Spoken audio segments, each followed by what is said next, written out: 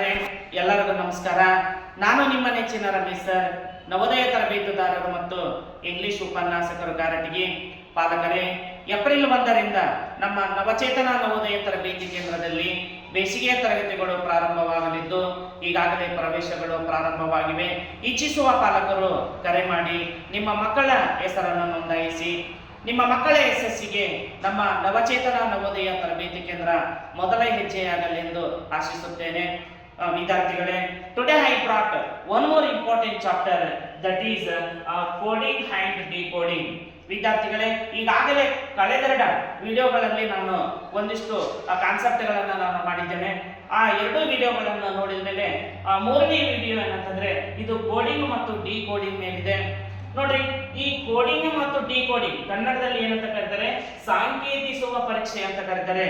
ನೋಡಿ ವಿದ್ಯಾರ್ಥಿಗಳೇ, ಈ ಒಂದು ಕೋಡಿಂಗ್ ಡಿಕೋಡಿಂಗ್ ಅನ್ನ ಎಲ್ಲಾ ಪರೀಕ್ಷೆಯಲ್ಲಿ ಕೇಳ್ತಾ ಬರ್ತಿದ್ದಾನೆ. ಇವನ್ನ ಆದರ್ಶ ಮತ್ತು ಸೈನಿಕಗಳಲ್ಲದೆ ನೋಡ್ರಿ, ಮುಂದೆ FDA, SDA, KS, railway department ಅಲ್ಲಿ ಕೂಡ ಏನಂತಂದ್ರೆ ಈ ಕೋಡಿಂಗ್ ಮತ್ತು ಡಿಕೋಡಿಂಗ್ ಮೇಲೆ ಒಂದು ಪ್ರಶ್ನೆಯನ್ನ ಕೇಳ್ತಾ ಬರ್ತಿದ್ದಾನೆ. ನೋಡಿ, ಸಂಪೂರ್ಣವಾಗಿ ಈ ಕಾನ್ಸೆಪ್ಟ್ ಅನ್ನ ನಾವು ಅರ್ಥ ಮಾಡ್ಕೊಂಡಿದ್ದೆ ಅಂತಂದ್ರೆ ಪರೀಕ್ಷೆಯಲ್ಲಿ ಇದ್ರ ಮೇಲೆ ಒಂದು ಮಾರ್ಕ್ಸ್ ಅನ್ನ ನಾವು ಪಡೆಯುತ್ತೇವೆ. ನೋಡ್ರಿ, ನಾವು ಫಸ್ಟ್ ಏನಂತಂದ್ರೆ ಕೋಡಿಂಗ್ ನಾವು ಡಿಕೋಡಿಂಗ್ ನಲ್ಲಿ ಏನಂತಂದ್ರೆ ಫಸ್ಟ್ 26 ಆಲ್ಫಾಬೆಟ್ಸ್ ಏನಿದಾವಲ್ಲ ಅವುಗಳನ್ನ ನಾವು ಈ ರೀತಿಯಾಗಿ ಬರ್ಕೋಬೇಕು. ನೋಡ್ರಿ, ಬೋರ್ಡಿ ಮೇಲೆ ನಾನು ಯಾವ ರೀತಿ ಬರೆದಿದ್ದೀನಿ ಅದೇ ರೀತಿಯಾಗಿ ನಿಮ್ಮ ನೋಟ್ಬುಕ್ ನಲ್ಲಿ ಬರ್ಕೋಬೇಕು. ನೋಡಿ, ನಾವು ಕೋಡಿಂಗ್ ಡಿಕೋಡಿಂಗ್ ಅನ್ನ ನಾವು ಪ್ರಾಬ್ಲಮ್ ಅನ್ನ ಬಿಡಿಸಬೇಕಾದ್ರೆ ಈ ಒಂದು ಏನಂದ್ರೆ ರೂಲ್ ನಮಗೆ ಗೊತ್ತಿರಬೇಕು. ನೋಡಿ ಇಲ್ಲಿ ABCDE ಅಂತ ಬರೆದಿದ್ದೀನಿ, ಹೌದಾ? Next FGHIJ KLMNOPQRSTUVWXYZ. ಈ ರೀತಿಯಾಗಿ ಯಾಕೆ ಬರ್ಕೊಂಡಿದ್ದೀನಿ ಅಂತಂದ್ರೆ ನೋಡಿ ಇಲ್ಲಿ ನಾನು ABCD ಅಂದ್ರೆ ಈ ಎಷ್ಟೈದಲ್ಲಿ 5ನೇದು ಅಂತ ಬರೆದಿದ್ದೀನಿ ನಾನು, ಹೌದಾ? ನೆಕ್ಸ್ಟ್ ನೋಡ್ರಿ, J ಎಷ್ಟನೇದಿದು 10 ಅಂತ ಬರೆದಿದ್ದೀನಿ. ಆಮೇಲೆ O ನೋಡ್ರಿ ಎಷ್ಟನೇದಿದು 15 ಅಂತ ಬರೆದಿದ್ದೀನಿ. ನೆಕ್ಸ್ಟ್ T ಎಷ್ಟನೇದಿದು 20 ಅಂತ ಬರೆದಿದ್ದೀನಿ. ನೆಕ್ಸ್ಟ್ Y ನೋಡ್ರಿ ಇದನ್ನೇನಂತ ಬರೆದಿದ್ದೀನಿ ನಾನು 25 ಅಂತ ಬರೆದಿದ್ದೀನಿ.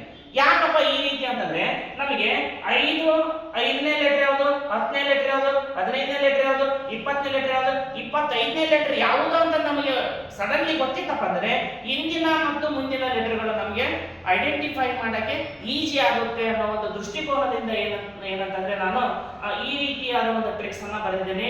ನೀವೆಲ್ಲರೂ ಈ ಟ್ರಿಕ್ಸ್ ಅನ್ನ ಕಲಿಯಲೇಬೇಕು.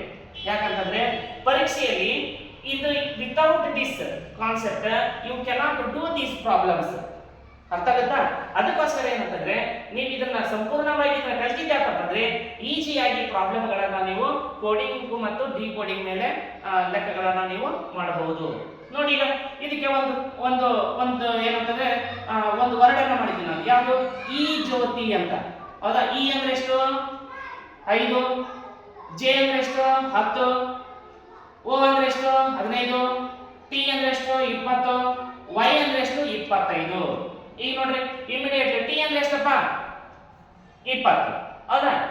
ಈಗ S ಅಂದ್ರೆ ಎಷ್ಟು? 19, ಹೌದಾ? R ಅಂದ್ರೆ ಎಷ್ಟು? 18. ಈಗ ಇದ್ರ ಮುಂದೆ ಹೋಗ್ರಿ, U ಅಂದ್ರೆ ಎಷ್ಟು? 21. ಈ ರೀತಿಯಾಗಿ ಅಂದ್ರೆ ಐಡೆಂಟಿಫೈ ಮಾಡಕ್ಕೆ ನಾನು ಒಂದು 5 ಲೆಟರ್ ಅನ್ನ ನೀವು ನೆನಪಿನಲ್ಲಿ ಇಟ್ಕೊಂಡಿದ್ದೆ ಅಂತಪ್ಪ ಅಂತಂದ್ರೆ ಇಂದಿನ ಮತ್ತು ಮುಂದಿನ ಲೆಟರ್ಗಳನ್ನ ನೀವು ಈಸಿಯಾಗಿ ನೀವು ಫೈಂಡ್ ಔಟ್ ಮಾಡಬಹುದು. ಓಕೆನಾ? ನೆಕ್ಸ್ಟ್ ನೋಡ್ರಿ, ಈಗ ಇದ್ರ ಮೇಲೆ ಒಂದು ಪ್ರಾಬ್ಲಮ್ ಅನ್ನ ತೆಗೆದಿನ. ಯಾವುದು? ನೋಡ್ರಿ, ಇಲ್ಲಿ ನೋಡ್ರಿ ಒಂದನೇ ಮೂಲ ಪದ ಅಂತ ಕರಿತೀವಿ. ಒಂದನೇ ಮೂಲ ಪದದಲ್ಲಿ ನೋಡ್ರಿ ಆ ಮೂಲ ಪದಕ್ಕೆ ಒಂದು ಸಂಕೇತ ಕೊಟ್ಟಿರ್ತಾರೆ. ಯಾವ ರೀತಿ ನೋಡ್ರಿ, ಈಗ BOOK ಬುಕ್ ಅನ್ನೋದೇನಿದು ಒಂದನೇ ಮೂಲ ಪದ. ಈ ಮೂಲ ಪದಕ್ಕೆ ಒಂದು ಸಂಕೇತ ಕೊಟ್ಟಿದ್ದಾರೆ. ಯಾವುದು? CQRO ಅಂತ ಕೊಟ್ಟಿದ್ದಾರೆ, ಹೌದಾ? ಇದಕ್ಕೆ ಒಂದು ವಿಧಾನ ಇದೆ, ಬಿಡಿಸುವಂತ ವಿಧಾನ, ಅಥವಾ ಅದಕ್ಕೇನಂತ ಕರಿತೀವಿ ಒಂದು ಕ್ರಮ ಇದೆ. ಆ ಕ್ರಮವನ್ನ ನಾವು ಎರಡನೆಯ ಮೂಲ ಪದಕ್ಕೆ ಸಂಕೇತವನ್ನ ಕಂಡುಹಿಡಬೇಕು ಅಂತ ಒಂದು ಪ್ರಾಬ್ಲಮ್ ಅನ್ನ ಕೊಟ್ಟಿರ್ತಾರೆ ನಮಗೆ. ನೋಡೋಣ ಈಗ ಯಾವ ರೀತಿ ಬಿಡಿಸೋದಂತ. ನೋಡ್ರಿ, ಈಗ BOOK ಬುಕ್ CQRO ಹೇಗಾಯ್ತು? ಅದು ಯಾವ ವಿಧಾನದ ಮೂಲಕ CQRO ಆಯ್ತು, ಅಥವಾ ಯಾವ ಕ್ರಮದ ಮೂಲಕ CQRO ಆಯ್ತು ಅನ್ನೋದನ್ನ ನೋಡ್ತಾ ಹೋಗೋಣ. ಅದಾದ್ಮೇಲೆ ಈ ಸಿಂಗಿಗೆ ಇದೇ ವಿಧಾನವನ್ನ ಇದೇ ಕ್ರಮವನ್ನ ನಾವೇನು ಇದೇ ಕ್ರಮದಲ್ಲಿ ನಾವೇನಂತಂದ್ರೆ ಸಿಂಗಿಗೆ ಬರುವಂತಹ ವರ್ಡ್ ಯಾವ್ದನ್ನ ಬರ್ತೈತೆ ಅನ್ನೋದನ್ನ ನಾವು ನೋಡ್ತಾ ಹೋಗೋಣ. ನೋಡ್ರಿ ಬಿ ಓ ಕೆ ಬುಕ್ ಬರ್ತಿದ್ದೀನಿ ಹೌದಾ. ನೋಡ್ರಿ ಬಿ ನಿಂದ ನೋಡ್ರಿ ಬಿ ಗೆ ಸಿ ಇದೆ, ಬಿ ಗೆ ಸಿ ಇದೆ ನೋಡ್ರಿ ಇಲ್ಲಿ ಬಿ ಗೆ ಸಿ ಇದೆ. ಬಿ ಆದ್ಮೇಲೆ ಬಿ ನೋಡ್ರಿ ಇಲ್ಲಿ ಎ ಬಿ ಸಿ ಅಂದ್ರೆ ಒಂದು ಲೆಟರ್ ಆದ ತಕ್ಷಣ ಸಿ ಇದೆ, ಅದಕ್ಕೋಸ್ಕರ +1 ಬಂದಿದೆ. ನೆಕ್ಸ್ಟ್ ಓ ನೋಡ್ರಿ ಓ ಆದ್ಮೇಲೆ 2 ಲೆಟರ್ ಆದ್ಮೇಲೆ ಏನಿದೆ ಕ್ಯೂ ಇದೆ ನೋಡ್ರಿ. ಓ ಆದ್ಮೇಲೆ 2 ಲೆಟರ್ ಆದ್ಮೇಲೆ ಕ್ಯೂ ಇದೆ ಹೌದಾ. ನೋಡ್ರಿ ಪಿ ಕ್ಯೂ 2 ಲೆಟರ್. ಆಮೇಲೆ ನೋಡಿ ಈಗ ಓ ಆದ್ಮೇಲೆ ಯಾವ್ದಿದೆ ಇಲ್ಲಿ ಆರ್ ಇದೆ ನೋಡ್ರಿ. ಓ ಆದ್ಮೇಲೆ ಎಷ್ಟು ಲೆಟರ್ ಆದ್ಮೇಲೆ ಆರ್ ಬರುತ್ತೆ? 3 ಲೆಟರ್ ಆದ್ಮೇಲೆ 3ನೇ ಲೆಟರ್ ಆರ್ ಬರುತ್ತೆ ನೋಡ್ರಿ. ಯಾವ್ದಿದೆ ಪಿ ಕ್ಯೂ ಆರ್ 3ನೇ ಲೆಟರ್ ಓಕೆನಾ. ಈ ರೀತಿ ಕೆ ಗೆ ಯಾವ ಲೆಟರ್ ಬಂದು ಕೆ ಗೆ ಯಾವ ಲೆಟರ್ ಇದೆ? ಓ ಇದೆ ಅಂದ್ರೆ 4ನೇ ಲೆಟರ್ ನೋಡ್ರಿ. ಕೆ ಆದ್ಮೇಲೆ ನೋಡ್ರಿ ಕೆ 1 2 3 4 4ನೇ ಲೆಟರ್ ಯಾವುದು? ಓ ಹೌದಾ. ಈ ರೀತಿಯಾದ ಒಂದು ವಿಧಾನ ಅಥವಾ ಈ ರೀತಿಯಾದ ಒಂದು ಕ್ರಮವನ್ನ ಇದರಲ್ಲಿ ಏನ್ ಮಾಡಿದ್ದಾರೆ?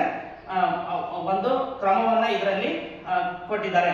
ಅದೇ ಕ್ರಮವನ್ನ ಅದೇ ವಿಧಾನವನ್ನ ನಾವೇನ್ ಮಾಡೋಣ? ಸಿಂಗ್ ಅನ್ನ ಒಂದು ವರ್ಡ್ ಅನ್ನ ತಗೊಂಡು ಅದಕ್ಕೆ ಒಂದು ಬರುವಂತ ಒಂದು ಉತ್ತರ ಯಾವುದನ್ನ ನೋಡ್ತಾ ಹೋಗೋಣ. ನೋಡ್ರಿ ಎಸ್ ಆದ್ಮೇಲೆ ನೋಡ್ರಿ ಎಸ್ ಆದ್ಮೇಲೆ ಈಗ ಒಂದು ಲೆಟರ್ ಬಂದು ಎಸ್ ಆದ್ಮೇಲೆ ಏನಿದೆ? ಟಿ ಇದೆ ನೋಡ್ರಿ. ಇಲ್ಲಿ ಬಿ ಆದ್ಮೇಲೆ ಸಿ ಇದೆ, ಇಲ್ಲಿ ಎಸ್ ಆದ್ಮೇಲೆ ಟಿ ಇದೆ ಅಂದ್ರೆ ಒಂದು ಲೆಟರ್. ಈಗ ಐ ಆದ್ಮೇಲೆ 2 ಲೆಟರ್, 2ನೇ ಲೆಟರ್ ಯಾವ್ದು ನೋಡ್ರಿ? ಐ ಆದ್ಮೇಲೆ ಐ ಜೆ ಕೆ ಕೆ ಬಂತ ಇಲ್ಲಿ ನೋಡ್ರಿ ಕೆ ಬಂತು.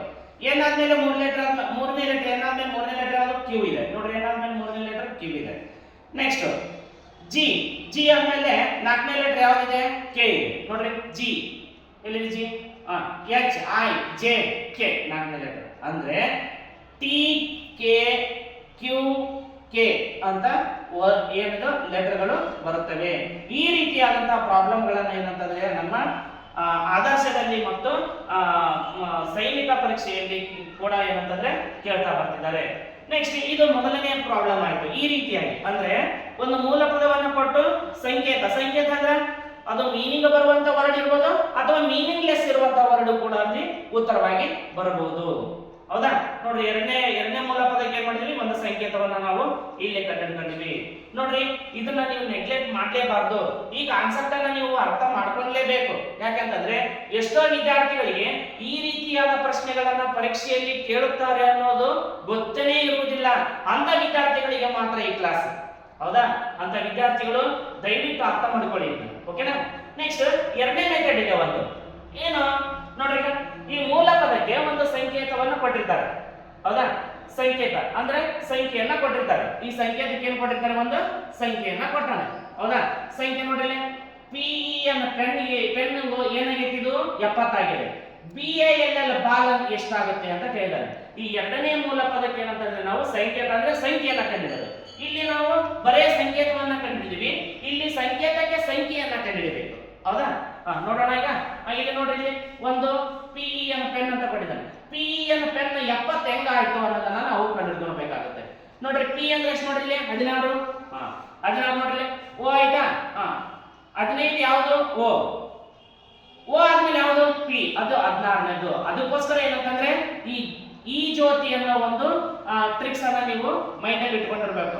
ಯಾವುದೇ ವರ್ಡ್ ಎಷ್ಟನೇದ್ದು, ಯಾವುದೇ ಅಲ್ಫಾಬೆಟ್ ಎಷ್ಟನೇದ್ದು ಅನ್ನೋದನ್ನ ನೀವು ಇಮಿಡಿಯೇಟ್ಲಿ ಏನ್ ಮಾಡ್ಬೋದು? ಕಂಡುಹಿಡಿಬಹುದು.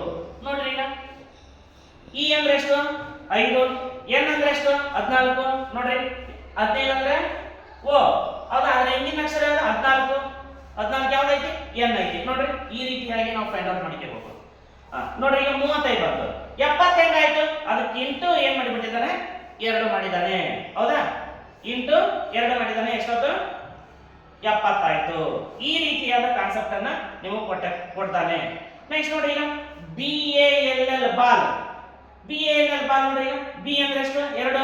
ಎ ಅಂದ್ರೆ ಎಷ್ಟು? 1. ಎಲ್ ಅಂದ್ರೆ ಎಷ್ಟು? 12. ಎಲ್ ಅಂದ್ರೆ ಎಷ್ಟು? 12. ವಸ್ತು ಸೇರಿಸಿದ್ರೆ ಎಷ್ಟಾಯ್ತು? 27 ಆಯ್ತು. ನೋಡ್ರಿ ಇದೇ ಕ್ರಮವನ್ನ ಇದೇ ವಿಧಾನವನ್ನ ನಾನು ಇಲ್ಲಿ ಏನ್ ಮಾಡಿದ್ದೀನಿ? ಕಂಟಿನ್ಯೂ ಮಾಡಿದ್ದೀನಿ. ಅವಾಗ ಎಷ್ಟಾಯ್ತು? 27 ಇಂಟು ಎಷ್ಟು? 54 ಆಯ್ತು. ಈ ರೀತಿಯಾದ ಪ್ರಾಬ್ಲಮ್ಗಳನ್ನ ಏನಂತಂದ್ರೆ ನಿಮ್ಮ ಎಕ್ಸಾಮ್ ನಲ್ಲಿ ಕೇಳ್ತಾ ಬರ್ತಿದ್ದಾನೆ. ಹೌದಾ?